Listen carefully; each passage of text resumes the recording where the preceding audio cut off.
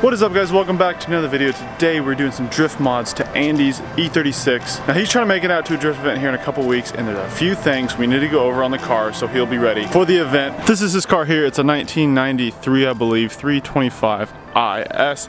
It is the two-door. He has a couple drift mods on it right now. However, he does not have the welded diff. He tried to get somebody to weld his LSD and it didn't quite work quite right. So he picked up another diff. We're gonna go ahead and weld it up right now. He has a few more parts coming in here in a few days to button it all up. Here's the diff. He picked this diff up for 40 bucks. It's just an open diff out of a 6-speed 325 manual. So what we're doing now is we're currently hitting it with a little bit of brake clean and a microfiber, getting it all cleaned out. So that way I can hit it with some weld.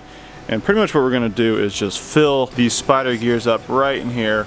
Just chock it full of weld. I don't think we're gonna put any plates in it. We're just gonna fill it with some fat beads. I welded Matt's diff just like that and it's held just fine. I'm not that experienced of welding, but we should be able to tackle this. Tap a gimbal.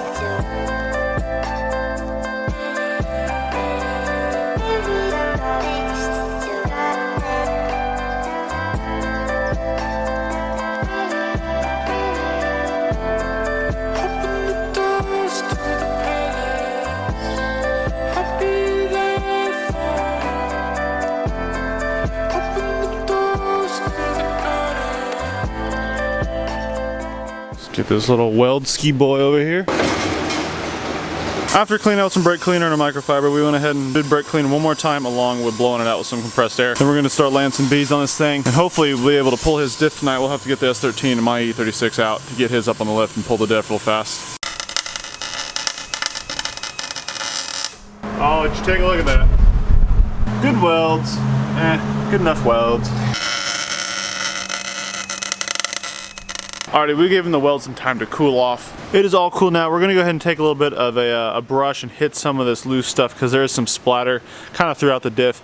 Hit it, kind of loosen it up and get brake clean one more time. Flush it out. Make sure it's completely cooled off before you hit it with brake clean, because if it is hot and you hit it with brake clean, it is flammable and will explode. Get it completely dry, and that way you'll be ready for the gear oil. We went ahead and picked up some 7590 gear oil, full synthetic from Walmart. This is the pretty cheap stuff, but definitely will do the job, along with some motor oil so he can do an oil change in his car. We got Andy's car up in the air. It's next night. We got the differential out. So here's his old one. This was his LSD that we tried to weld, didn't go very well. Got that out, not too hard at all. Now we got his RTV sitting here cooking just for a couple of minutes. We're gonna toss it on the new diff that we have some fresh beads laid in, then get it back up in the air, and he's probably gonna wanna test it out tonight. It's currently dark, but we'll see what we can do. What size is it? Do you remember? Oh, it's that thing. Yeah. Time to test.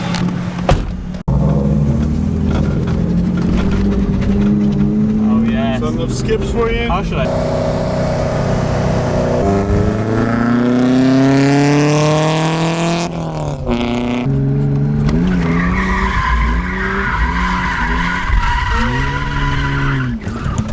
Get that wheel straight. Alrighty, we got Andy all set up for the drift event coming up this weekend. You'll see him in the video. Hoping he gets a lot of seat time in. We just mounted some tires up for him. Alrighty guys, that is going to do it for this video. Make sure to give the video a thumbs up and subscribe. Help me out so much. I appreciate each one of you guys. Thank you guys so much for watching. I'll catch you guys next.